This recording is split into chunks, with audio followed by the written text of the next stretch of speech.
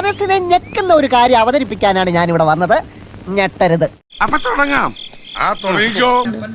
ഇങ്ങനെ വന്നുകൊണ്ടിരിക്കുക ചെറിയ ചെറിയ കഷ്ണമായിട്ട് എല്ലാവരും പേരായിരിക്കും.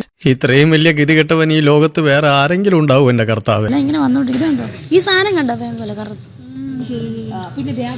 ഇവരെല്ലാം കരയടാ. ഇനിയെങ്കിലും നിനക്കൊന്ന് കരഞ്ഞൂടെ? ഒരു തുള്ളി കണ്ണീരെങ്കിലും പുറത്തു വരട്ടെ. നീ ഉള്ളി പൊട്ടി കരയണം. ഞങ്ങൾക്കെല്ലാം ഇങ്ങനെ എടുത്ത് ഇപ്പൊ അവളും എടുത്താണ്ട് തന്നെ ഇതാ ഇത് കണ്ടോ? ഞാൻ ഇപ്പൊ ചെന്ന് നോക്കി ഇതെല്ലാം ഇളകുന്നത് കണ്ടോ? ഫുള്ള് ഇളകുവാ. അത് കെയർ ചെയ്യുന്നില്ല നന്നായിട്ട്. ഇത് കണ്ടത് ഇവിടെ എല്ലാം ഉണ്ട്. ഒരാവേശത്തിലെടുത്ത് ചാടി വേണ്ടായിരുന്നു അല്ലേ? വിട്ടവളി ആന പിടിച്ചാ കിട്ടൂ.